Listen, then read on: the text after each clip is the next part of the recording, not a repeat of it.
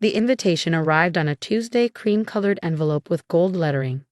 My hands trembled as I opened it, reading the words that would bring me face to face with the family I hadn't seen in 7 years. You are cordially invited to celebrate the wedding of Emma Catherine Anderson. My sister's wedding. Of course it would be perfect, elaborate, everything she'd ever dreamed of. Emma had always been the golden child, while I was the disappointment, the one who dared to choose a different path. My name is Olivia Anderson, and at 32, I was being summoned home for the first time since my parents had cut me off for refusing to follow their carefully laid plans for my life. The last time I'd seen them, my father had called me ungrateful. My mother had cried about the shame I brought to the family, and Emma had watched silently as they threw me out. Now here I was, standing in front of my childhood home, the sprawling mansion that had felt more like a prison than a sanctuary.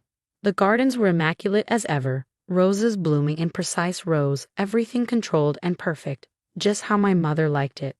Olivia, my mother's voice cut through the air as she opened the door.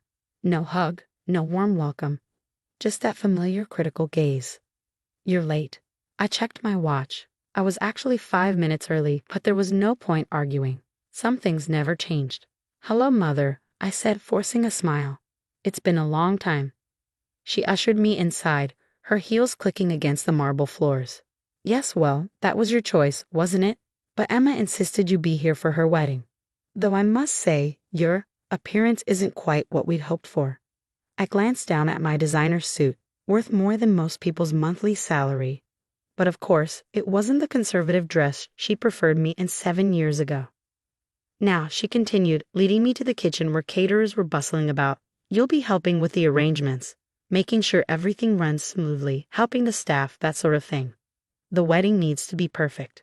I stared at her, the reality of the situation sinking in. They hadn't invited me as a guest. They wanted me to be the help. Of course, I replied, keeping my voice steady. Whatever Emma needs. My mother nodded, satisfied with my compliance. Good. At least you can be useful. Emma will be down shortly. She's been so busy with the wedding plans. Her fiancé Thomas comes from an excellent family, you know. A merger between the companies is already in discussion. Of course it was. Everything in this family had always been about business, appearances, and social climbing. That's why they'd been so furious when I'd refused to marry the son of one of my father's business partners 7 years ago. Instead, I'd walked away from their money, their connections, their suffocating expectations.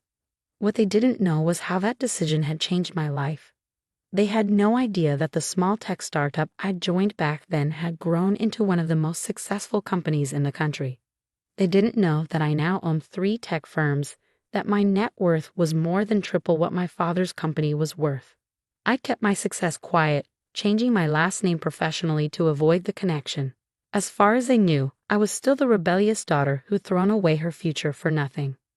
Emma descended the grand staircase like a princess, just as she had when we were children. At 28, she looked exactly like the society bride our mother had always wanted. Perfect hair, perfect makeup, perfect smile. Liv, she exclaimed, embracing me with practiced warmth. I'm so glad you came. Everything has to be just right for the wedding.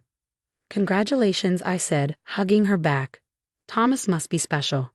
Her smile faltered for just a moment. Oh, he's perfect. Daddy says the merger will secure the company's future, and his family is so well connected. Some things really never did change. I thought about warning her, telling her what it felt like to live your life for other people's expectations. But I could see in her eyes that she'd already accepted her role, just as she had when we were young. The rehearsal dinner is tomorrow night, my mother interrupted. You'll need to be here early to help set up. And please try to dress appropriately. I nodded, already planning what I would wear. Not the conservative dress she wanted, but something that would make it clear I wasn't the same person they'd thrown out 7 years ago. As I drove back to my hotel that evening, I thought about how different my life was now. My penthouse apartment in New York, my successful companies, the respect I'd earned on my own terms. Tomorrow, they'd see glimpses of it, whether they were ready or not. The real question was I ready for them to know the truth? The rehearsal dinner was everything I expected. Elaborate flower arrangements, crystal glasses, and enough tension to suffocate an elephant. I arrived early as instructed, wearing a channel dress that cost more than my mother's entire wardrobe. The look on her face when I walked in was almost worth the price. That's hardly appropriate for kitchen staff, she sniffed, eyeing my dress with disapproval.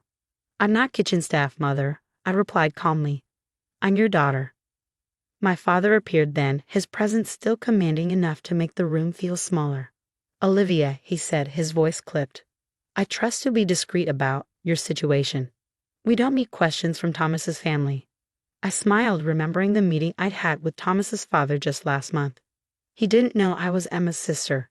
Few people connected Olivia Anderson with Olivia Reynolds, CEO of Reynolds Tech. But he'd certainly been eager to discuss potential partnerships with my companies. Don't worry, Dad, I said. I won't embarrass you. The evening progressed like a carefully choreographed dance. Emma played her part perfectly, laughing at all the right moments, touching Thomas's arm with just the right amount of affection. But I caught the moments when her smile slipped, when she thought no one was watching. During dinner, I overheard Thomas's father talking business with my father. The merger will save Anderson Industries, he was saying. You're lucky Emma's so accommodating. My blood boiled. They were using my sister as a pawn in their business games, just as they tried to use me. The difference was, I'd escaped. Later that night, Emma found me in the kitchen where I was supposedly helping with cleanup. You look different, Liv, she said softly. Happier. I am, I replied. You could be too, you know. You don't have to go through with this. She twisted her engagement ring nervously. It's not that simple. The company's struggling. Dad needs this merger. And what about what you need? I asked. I need to not disappoint them like you did, she snapped, then immediately looked regretful. I'm sorry, I didn't mean. Yes, you did, I said. But you're wrong about one thing. I didn't disappoint them. I disappointed their expectations. There's a difference. The next morning, I had breakfast with Thomas's father at his request. He still had no idea who I really was. Ms. Reynolds, he said, I've been hoping to discuss a potential acquisition. Your tech companies would be a valuable addition to our portfolio. I sipped my coffee, enjoying the irony. That's interesting, I said. I heard you were already planning a merger with Anderson Industries. He waved dismissively. That old dinosaur? We'll strip it for parts once the merger's complete. Henry Anderson doesn't know it yet, but his company won't exist in 6 months. That's why this wedding is so important. My hand tightened around my coffee cup. And Emma? Does she know this? He laughed. The girl? She's just happy to be marrying into our family. Women like her are easily managed. I stood up, my decision made. Mr. Harrison, I should introduce myself properly. I'm Olivia Anderson, Emma's sister, and I think we need to have a very different conversation. The color drained from his face as recognition dawned. I pulled out my phone and played the recording of our conversation. Now, I said, let's talk about what's really going to happen. By that afternoon, news of the canceled merger was spreading through both families like wildfire. Emma found me in the garden, her face a mix of confusion and relief. What did you do? She asked. I handed her the recording. I showed you who Thomas's family really is, I said. The rest is up to you. She listened, her hands shaking. When it was finished, she took off her engagement ring and placed it on the garden table. They're going to be furious, she whispered. Probably, I agreed. But you know what? Sometimes fury is better than a lifetime of regret. That evening, as chaos erupted in both households, I sat in my hotel room and made a phone call that would change everything. My father's company might be struggling, but it wasn't beyond saving, not if it had the right partner. It was time to show my family exactly who I'd become. The morning of Emma's would-be wedding dawned bright and clear.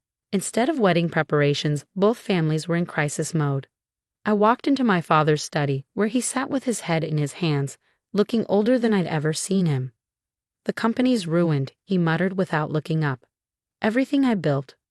Not necessarily, I said, placing a folder on his desk. I have a proposal. He opened it, his eyes widening as he read. Reynolds Tech wants to partner with us. But how? Why would Olivia Reynolds? Because I am Olivia Reynolds, I said quietly. I changed my name when I started my company. I didn't want any connections to the family fortune. I needed to prove I could do it on my own. He stared at me, really seeing me for the first time in years. You're the CEO of Reynolds Tech? I nodded. 3 companies actually, and an offering to save Anderson Industries, not through a merger, but a genuine partnership. We'll modernize your infrastructure, integrate new technologies, and create something stronger together. Why? He asked, his voice barely a whisper. After everything. Because you're my family, I said. And because I want to prove that success doesn't have to come at the cost of someone else's happiness. Emma found me later in the garden, where workers were dismantling the wedding decorations. Is it true? She asked. About your companies? Yes, I said. And you know what? I built them by following my own path, not someone else's expectations. She sat beside me, tears in her eyes.